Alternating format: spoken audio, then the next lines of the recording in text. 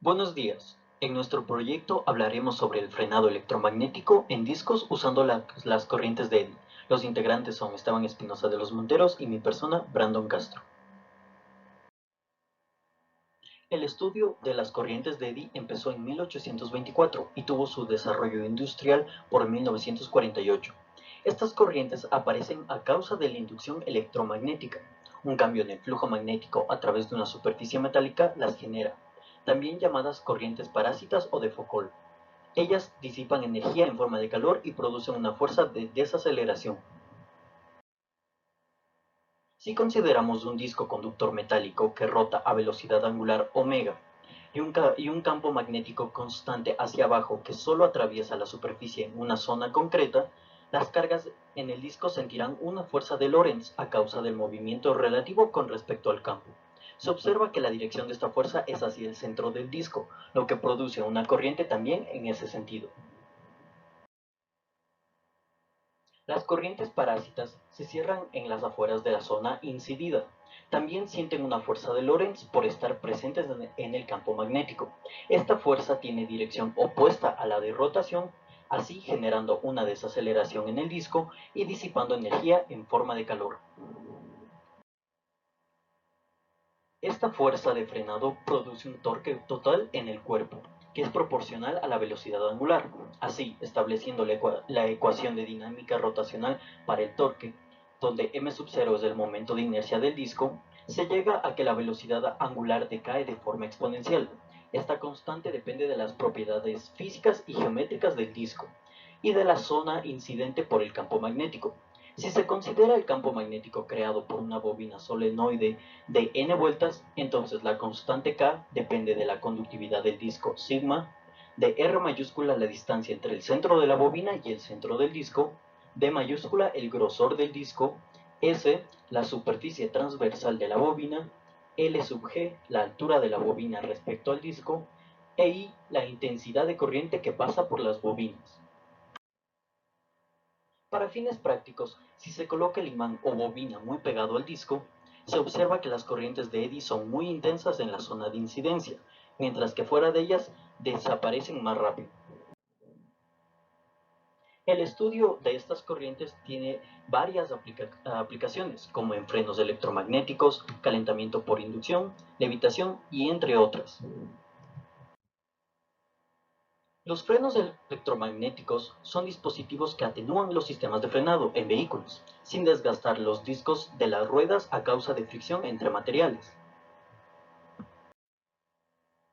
Las partes básicas de un freno electromagnético son su disco metálico conductor, varias bobinas magnéticas, por lo general se presentan de 6 a 9 en los bordes del disco, y un cable que entrega una corriente a las bobinas. Este freno usa los mismos conceptos ya vistos de corrientes de Eddy y frenado. Un conductor, al momento de aplastar el freno del auto, deja pasar una corriente a las bobinas, las cuales crean un campo magnético y así crean las corrientes parásitas en el disco y frenan el movimiento de la rueda. El esquema experimental utilizado por los investigadores es similar al nuestro, sin embargo las diferencias son fundamentales. En este caso tenemos dos bobinas que apuntan al mismo sitio en el disco. Estas bobinas están siendo suministradas de corriente a través de unos generadores que se encuentran en la parte inferior. La corriente suministrada a las bobinas es del orden de los 10 amperios. Además de esto, para acelerar el disco hasta cierta velocidad tenemos un motor que está conectado al disco. Y finalmente tenemos un sensor que va a medir la velocidad angular que va a adquirir el disco. Para el caso real hemos decidido utilizar 6 bobinas en vez de 2 y en este caso van a estar apuntando todas a la misma dirección del disco, además de que la distancia entre el centro de la bobina y el centro del disco se va a mantener constante para todas las bobinas.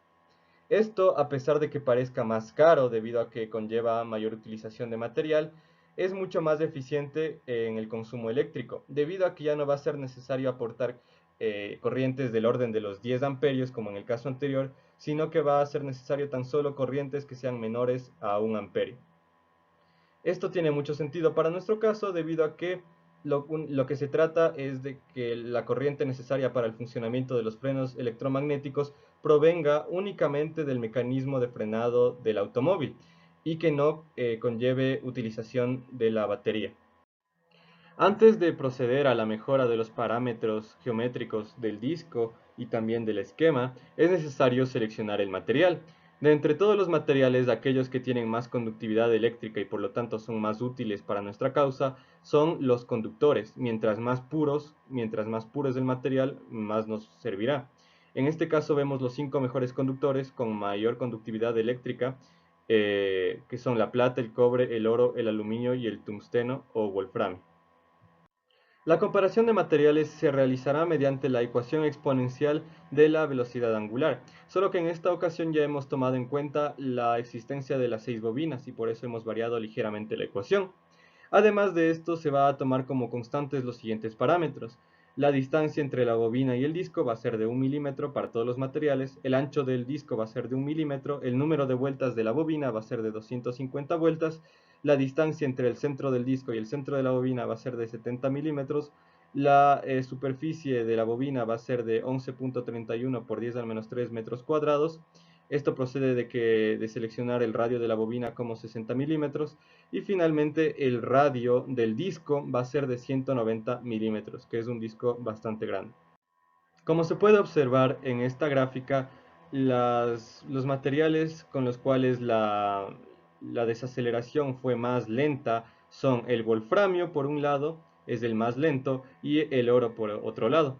El wolframio se debe principalmente a que su conductividad es relativamente alta, pero entre los mejores conductores pues es la más baja. Y además de esto su densidad es altísima. Con el oro pasa algo parecido, su densidad es muy alta, sin embargo su conductividad es también alta. Por eso es mejor que el wolframio, sin embargo es peor que el resto de materiales, que la plata, que el cobre y que el aluminio. Descartando estos dos materiales nos quedamos con la plata, el cobre y el aluminio. Como podemos observar, tienen comportamientos bastante similares en la desaceleración, pero como esto se trata de escoger el mejor, nos quedaremos con el aluminio. Esto debido a que si bien no tiene una conductividad eléctrica muy alta, de hecho es de las más bajas entre los materiales seleccionados, tiene una densidad bajísima. Esto provocará que la inercia rotacional sea también muy baja y por lo tanto provocará una desaceleración bastante rápida. El ajuste de los parámetros al caso real se va a hacer según los requerimientos de la industria automovilística. Esto debido a que el proyecto intenta implantar los frenos electromagnéticos en el Ecuador y uno de los autos más demandados en el país son las Chevrolet Luv D-Max. En la parte derecha se observa un catálogo con los requerimientos para los discos. Como podemos observar, el diámetro de los discos para una Loop D-Max del modelo 2004, pero que hasta la fecha no han cambiado las dimensiones, son 256 milímetros de diámetro para el disco y la altura total del disco va a ser de 40 milímetros. Los otros parámetros no nos interesan debido a que nuestro disco es sólido y no tiene agujeros como en el caso de los discos que funcionan con otro sistema de frenos. Otra razón más para escoger estas dimensiones para la fabricación de nuestros discos es que no habría que hacer un gran cambio en la estructura de las llantas de los autos, debido a que la estructura de los actuales frenos utilizados comúnmente, los frenos de fricción o de pastillas, son análogos, son muy similares a los frenos electromagnéticos que vamos a utilizar. En vez de pinzas, nosotros vamos a utilizar bobinas y en vez de placas de fricción, nosotros vamos a utilizar polos, de modo que estos estarán conectados al disco a unas distancias del orden de los milímetros. Entonces no habrá que hacer un gran cambio y la estructura ya estará dada. Después de todas estas comparaciones, el material seleccionado fue el aluminio serie 10, que es el más puro, y los parámetros que se van a variar a partir de ahora serán la corriente de las bobinas, la distancia desde el polo hasta el disco y el número de vueltas de las bobinas. La selección final de los parámetros geométricos del disco son los siguientes. El radio del disco va a tener 128 milímetros, que es el radio de los discos utilizados en las Loop D-Max. La altura del disco o el ancho del disco va a ser de 40 milímetros. La distancia desde el centro de la bobina hasta el centro del disco va a ser de 52.3 milímetros y la distancia desde la bobina hasta el disco va a ser de 1 a 5 milímetros. Primero, se presenta la gráfica de velocidad angular omega del disco en función del tiempo para tres diferentes intensidades de corriente y manteniendo constante los demás parámetros.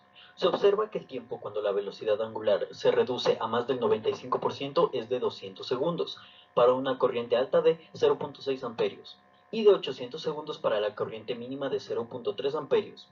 Así, llegamos a la conclusión que una corriente mayor produce un decaimiento más rápido de la velocidad.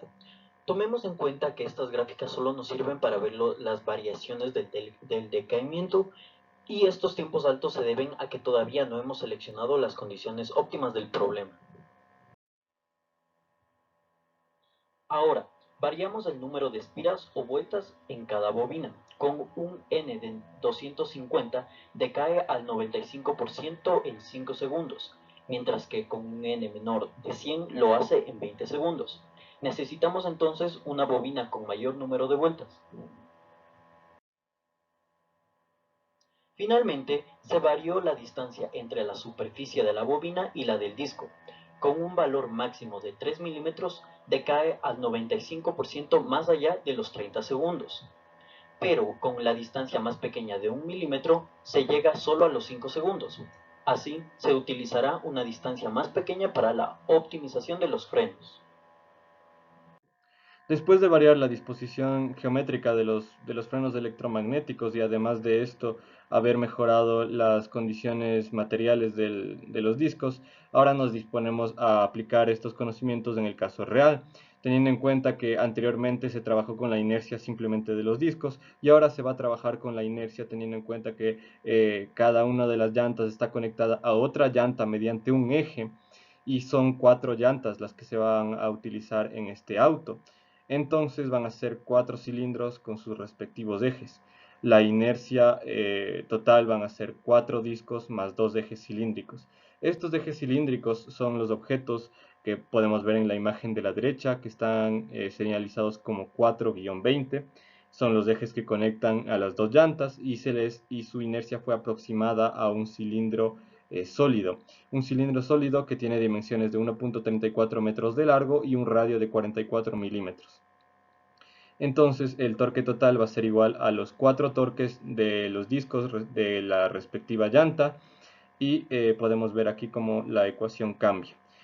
También hay que tomar en cuenta que la masa de la camioneta es de 1905 kilogramos. Los resultados los podemos ver en la parte derecha del gráfico. Como podemos observar, para un auto que se mueve a una velocidad correspondiente con un giro de ruedas de 100 radianes por segundo, el tiempo de frenado total va a ser aproximadamente de 30 segundos. Si es que esto se compara con el tiempo de frenado de los frenos de fricción o de pastillas, que es de aproximadamente unos 10 segundos, vemos que hay una diferencia notable, debido a que para los frenos electromagnéticos es casi 3 veces mayor. Esto, a pesar de ser negativo, por otra parte tiene tres cosas positivas en la parte del uso de los frenos electromagnéticos. Por una parte económica, debido a que no vamos a tener que estar comprando pastillas a cada momento cuando se desgasten. Por otra parte ecológica, porque estas pastillas que se usaban antes, después se desechaban y esto creaba contaminación. Ahora ya no vamos a tener esto. Y la tercera, y quizás más importante, es el poco desgaste del disco, debido a que con frenos de fricción el disco se desgastaba después de un cierto tiempo, y con estos frenos electromagnéticos no hay ningún motivo para que el disco se desgaste, entonces su durabilidad es máxima. Cabe destacar que hay que utilizar aros que cubran la mayor parte del disco, debido a que si es que un líquido, digamos agua, aceite o lodo, o incluso puede ser sólidos como tierra, se llegan a pegar en el disco, como no tienen una permeabilidad magnética igual que sea aproximada a la del vacío, esto va a dañar los frenos y puede ocasionar choques. Las conclusiones de este trabajo serían las siguientes. Tomando algunas consideraciones, fue posible estudiar las corrientes de eddy en el frenado de un disco. Se aplicó un método distinto al usado por investigadores para no gastar la batería del auto. En vez de 2 bobinas, nosotros utilizamos 6. A partir de las medidas usadas en el auto Chevrolet Loop D-Max, se encontró el tiempo aproximado de frenado, que fue aproximadamente 30 segundos. Y las corrientes de eddy son mucho más amigables con el ambiente, sin embargo no frenan igual de rápido que los frenos de pastillas. Finalmente presentamos la bibliografía utilizada durante el proyecto. Gracias.